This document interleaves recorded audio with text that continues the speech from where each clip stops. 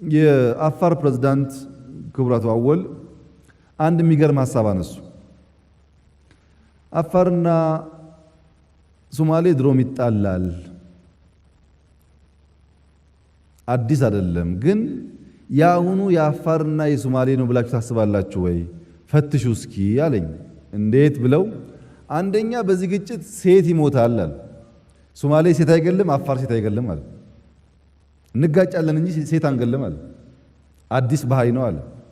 ሁለተኛ አፋርና ሶማሌ ቀን ቀን ይጋጫል እንጂ ማታ ማታ አይዋጋም፣ የማታ ውጊያ አያውቅም አለ። ያሁኑ ግን የማታ ውጊያ ያለው አለ።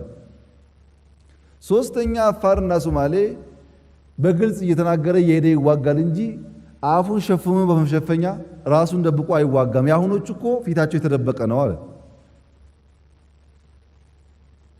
ሲል መከላከያን ኃይልህን አውጣ፣ የሶማሌን ክልል ኃይልህን አውጣ፣ የአፋርን ክልል ኃይልህን አውጣ፣ ፌዴራል ፖሊስን አውጣ አልንና ስፔሻል ፎርስ ነው ከዚህ የሚሄደው ሪፐብሊካን። መከላከያንም ካየህ ምታ፣ ፖሊስም ካየህ ምታ፣ የአፋር የሶማሌ ክልል ካየህ ምታ፣ አንድ ሰው እንዳይጠጋ ሁላችሁም ውጡ ብለን ስፔሻል ፎርስ ላክን። እንኳን ግጭት እንኳን ግድያ ድምፅ የለም፣ ድምፅ የለም።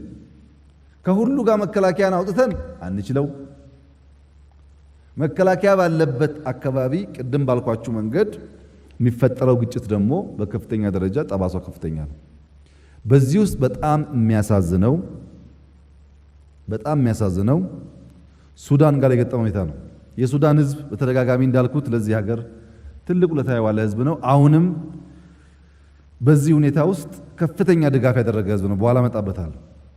ነገር ግን ለሱዳንም የተወሰኑ ሰዎች ሄደው መከላከያ ማለት እኮ እኛ ነን፣ እኛ እንወጋህም፣ አሁን ነው ጊዜው መሬት የምትወስድበት፣ መግባት ትችላለህ ብሎ የቆሰቆሱት ከኛ ነው። የሱዳን መንግስት ግን እኔ በኃይል ሳይሆን በህጋዊ መንገድ ነው ይገባኛል ምለውን ነገር መልሰው ብሎ መረጃውን ሰጥቶናል። እዚህ የሚያጋጩን አለበቃ ሲል እዛም ተወጣ። ሶማሌ ክልል ብትሄዱ ሲሚላርሊ ይሄኛው መንግስት ሞቃዲሾ ይደግፋል እንትና አይደግፍም እያሉ ሶማሌዎች ከኛ ጋር ለማባላት ሳውት ሱዳን ብትሄዱ ሰፊ ስራ ተሰርቷል። በሀገር ውስጥ ያበቃ ጉዳይ አይደለም። ከዛ በኋላ የኮማንዶ ወታደሮች ቤተ መንግስት ታጥቀው የመጡበትን ታስታውሳላችሁ። 200 ገደማ የታጠቀ ኃይል ነው የመጣው። ከመጣበት ቤተ መንግስት እስከወረረበት ጊዜ ድረስ ምንም አይነት መረጃ አልነበረም። ህዝብ ማጋጨት፣ በተደበቀ መንገድ የግድያ ሙከራ ማድረግ፣ ክልልና ክልል ማጋጨት በቂ ስላልነበረ እዚሁ መጡ፣ ግቢ ድረስ መጡ። እሱም ከሸፈ። የህገወጥ የመሳሪያ ዝውውር፣ ህገወጥ የገንዘብ ዝውውር በስፋት ተካሄደ። ይሄ ማስፈራራት፣ ይሄ ማጋደል ከህዝብ ከብሔር ከእምነት ወጣና ብልጽግና ውስጥ ገባ። በየጊዜው ግድያ በየጊዜው ምናምን በሚሆንበት ሰዓት ለውጡን በህይወታቸው ተወራርደው ያመጡ ግለሰቦች ሳይቀሩ አይ በቃ እነዚህ ሰዎች አንችላቸውም ተስማምተን ካልቀጠልን አሉ። ሚሉንን ካልሰማን ይሄ ጉዳይ አይሳካም። እንዴት ሰው ከሰይጣን ጋር ይስማማ ይችላል? ምክንያቱም ብትስማማም እንኳን አትስማማም። ለይተህ ቆርጠ ካልሰራ በስተቀር ውስጣችን ያለ ኃይልም በከፍተኛ ደረጃ ተፍረከረከ። ተቃዋሚውም ብዙ ሐሳብ ውስጥ ገባ። ህዝቡም ተስፋ ቆረጠ። ይሄ መንግስት እንደው በቃ ተባለ። ያው የምታውቁት ነው። አሁን ምን አሉ? የድሮ ይሻላል፣ ወደ ድሮ ብትመለስ ይሻላል፣ ጠንካራ መንግስት ያስፈልጋል፣ በትክክለኛ ቋንቋ አፋኝ መንግስት ያስፈልጋል ብለው ቅስቀሳ ጀመሩ በግልጽ። የትግራይ ህዝብ ደግሞ ከሌሎች ህዝቦች ጋር እንዳይስማማ እንዳይገናኝ የመከበብ ስሜት አማራ ሊወጋህ ነው፣ ኤርትራ ሊወጋህ ነው፣ ፌዴራል ሊወጋህ ነው ብለው ሲጅ ውስጥ አስገቡት።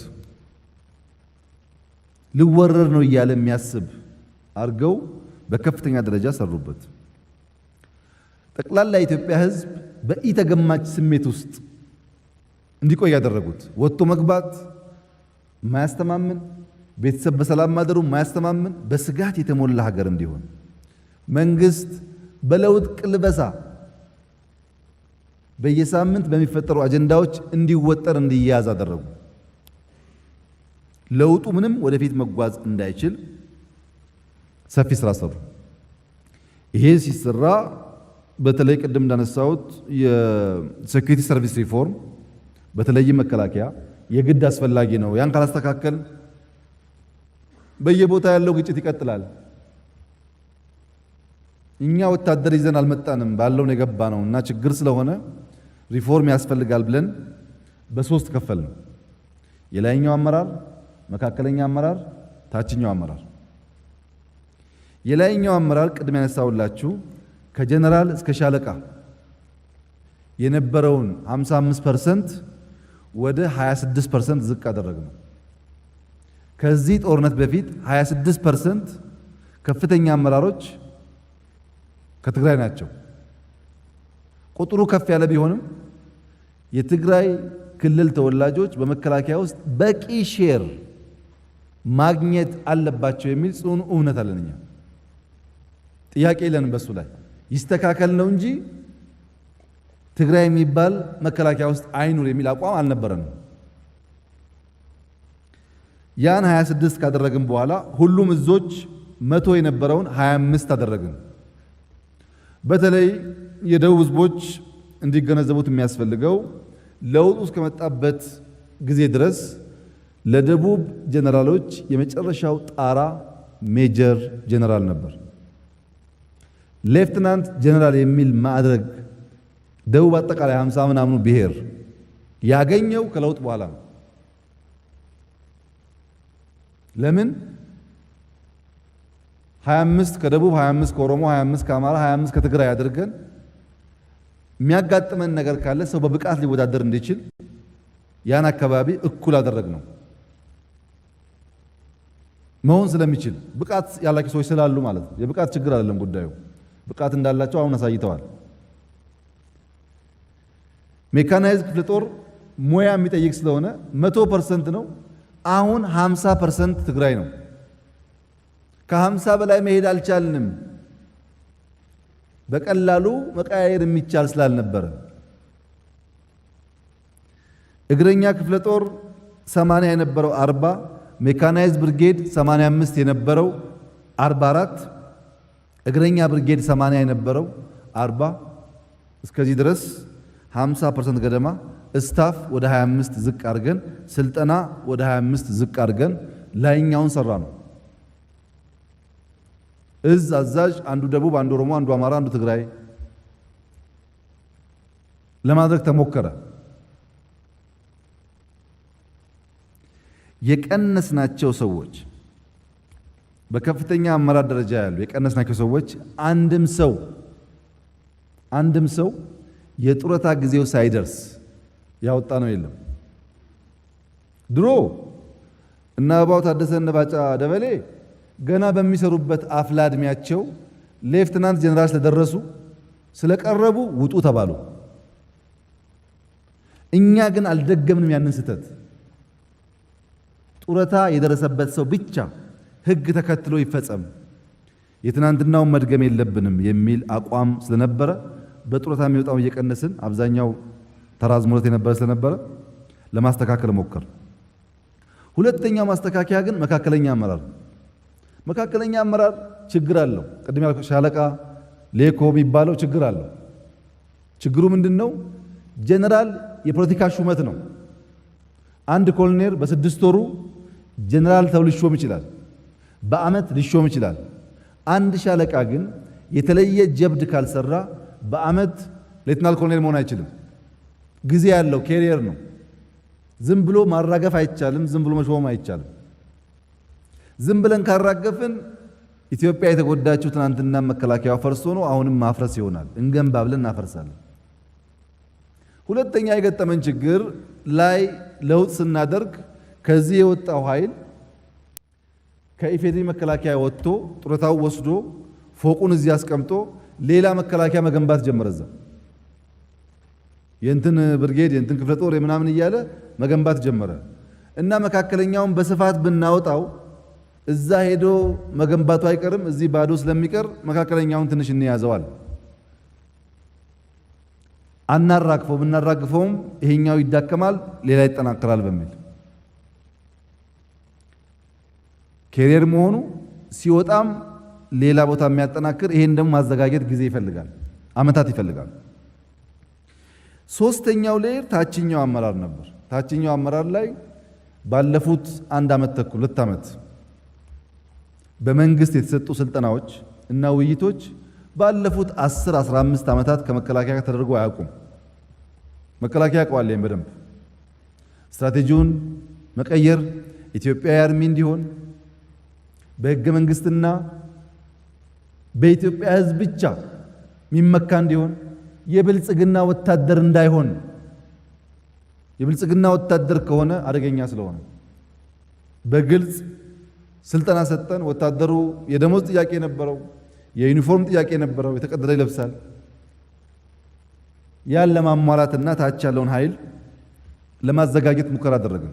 ይሄ ሙከራ በ2 ዓመት የሚጠናቀቅ አልነበረም፣ ጊዜ ይፈልግ ነበር። ጊዜ ስለሚፈልግ በፈለግነው ልክ መሄድ አልቻልንም።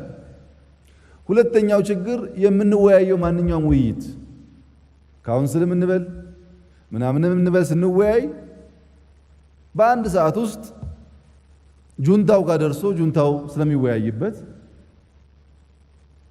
እንደ ድሮ ማታ ተመካክረን ጠዋት እንዳንወስን ስልጣን እንደ ድሮ አይደለም፣ ተከፋፍለን ያለ ነው። በተቋም ውይይት ይፈልጋል። ትርጉም ስላልነበረው በተለይ የኢትዮጵያ ህልውና አደጋ ውስጥ የሚገባ ከሆነ የኢትዮጵያን ህልውናና አንድነት ለመጠበቅ የሚያስችል ቅድም ካነሳሁላችሁ ራሱ መከላከያን በሚመለከት በ3 ከከፈል ነው ሪፎርም ውጪ ሚስጥራዊ ሪፎርም አዘጋጀን። አንደኛው ሪፐብሊካን ጋርድ መመስረት ነው። ሪፐብሊካን ጋርድ አሁን ባለው ሁኔታ ሚሽኑን ጨርሷል። ከአሁን በኋላ አያስፈልግም፣ የመከላከያ አባል ሊሆን ይችላል። ስፔሻል ፎርስ ማዘጋጀት አለብን። ሰርጀሪ የሚሰራ ኦፕሬሽን ካለ ሰርጀሪ የሚሰራ ኃይል ያስፈልጋል ብለን በርካታ ሀገር የሰለጠኑ ከፍተኛ ብቃት ያላቸው ስፔሻል ፎርሶች ለማዘጋጀት ሞከርን። ችግር ካጋጠመን አትሊስት የሚገታ። ሁለተኛው ኤርፎርስ ነው። ኤርፎርስ ሞቶ ነበር። ኤርፎርስን ማቅናት በብዙ ምክንያት ቴክኖሎጂ ስለሚያስፈልግ መዘጋጀት በሚል በተለይ የድሮን ወይም ዩኤቪ አንማን ኤር ቬሂክል የሚባሉትን ለመታጠቅ ሰፊ ስራ ሰራን። ግን እነሱ በሚያውቋቸው ቦታዎች በማስቀመጥ ቁጥራቸውን ታይፓቸውን እንዲያዩ አልፈቀድንላቸውም። ሚስጥራዊ ነበር ይሄኛው ሪፎርም። ስፔሻል ፎርስ ሰልፍ ሲያሳይ ምናምን ማየት ጀምረዋል። ምን ካፓቢሊቲ እንዳለ ነው ቁጥሩን አያውቁትም። የኤርፎርስ ሪፎርምም በግርድፉ ያውቃሉ፣ ሙሉ አያውቁም። ታስታውሱ ከሆነ ከውጊያው ጥቂት ቀናት በፊት ኤርፎርስ እናስጎበኝ ነበር። አንዳንዶቻችሁ እንኳን በልባችሁ ወይም በፌስቡክ ለምንድን ነው ኤርፎርስ የሚታየው ብላችኋል።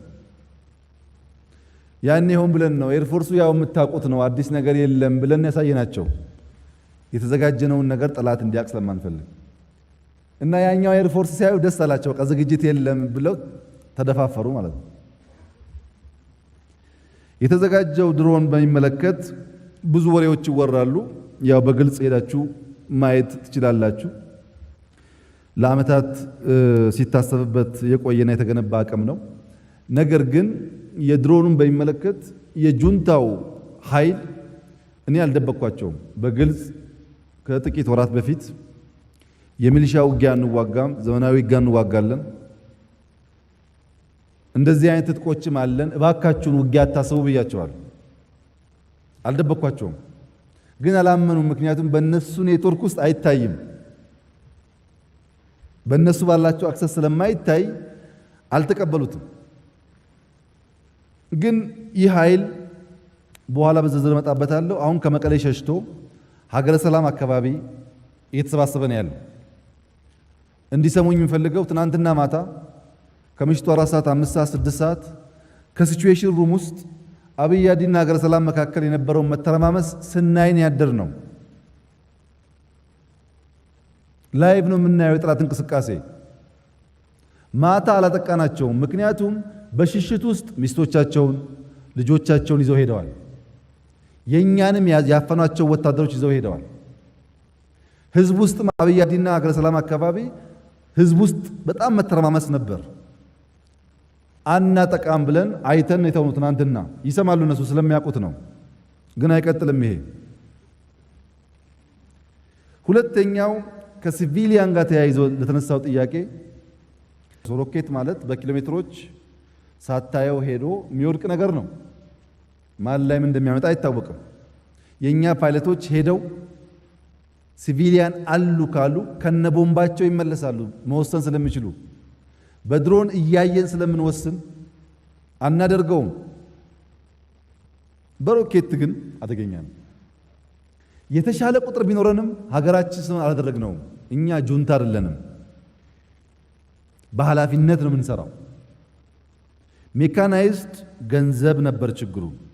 ሁለተኛው ችግር መላው የኢትዮጵያ ሕዝብ እንዲገነዘብ የተከበረው ምክር ቤት እንዲገነዘብ ፈልገው ብዙዎቻችን በፌስቡክ ነው የምንዋጋው።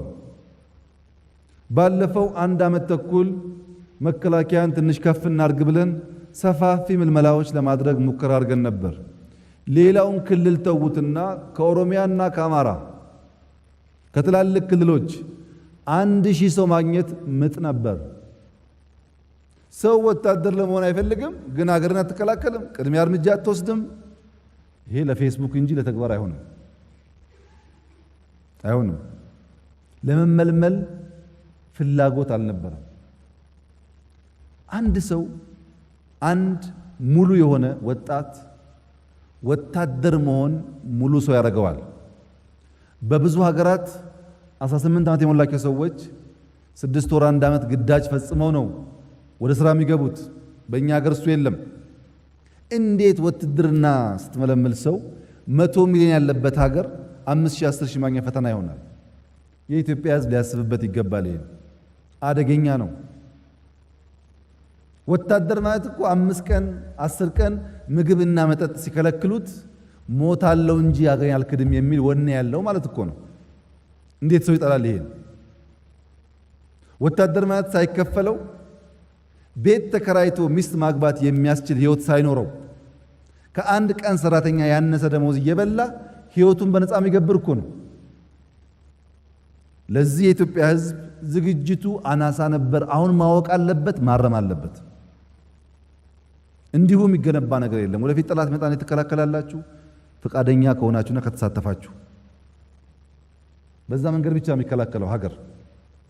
ሌላው ዲያስፖራ ነው። ዲያስፖራ ታውቃላችሁ፣ ሀገሩን ይወዳል። የሆነ ነገር ሲፈጠር በጣም ይበሳጫል፣ ሰልፍ ይወጣል። ታውቃላችሁ። ግን ዲያስፖራ ይሄንን የጁንታ ኃይል በከፍተኛ ደረጃ በፋይናንስ ሲያስታጥቀው ነበር። በተደጋጋሚ ባካችሁን 1 ብር ለማትረፍ 2 ብር ለማትረፍ ህገወጥ በሆነ መንገድ አትመንዝሩ ስንል የነበረው ከመንግስት በላይ ይሄ ኃይል የውጭ ምንዛሪ ያገኝ ነበር። ዲያስፖራው 1 ብር ሊያተርፍ ብሎ ወንድሙ የሚገደልበትን ጥይት ወንድሙ የሚገደልበትን የጥፋት መሳሪያ ያስታጥቃል። ዲያስፖራውን ኮንሽስ መሆን አለበት። አቃለው በህገወጥ መንገድ ገንዘብ ሲመጣ ትርፍ ይኖረዋል። ግን ያ ትርፍ የራስን ወንድም ደም የሚደፋ የሚመጥ ሊሆን ይችላል። በህጋዊ መንገድ እያደረጉ ገንዘቡ የሚታረምበትን የሚያድግበትን መፍጠር ነው የሚሻል እንጂ ህገወጥ መንገድ ወንጀለኞችን እያሳበጠ ንጹሃን ዜጎችን የሚጎዳ ስለሚሆን ዲያስፖራም ከዚህ አንፃር እርምት ማድረግ አለበት፣ ወደፊትም ማለት ነው።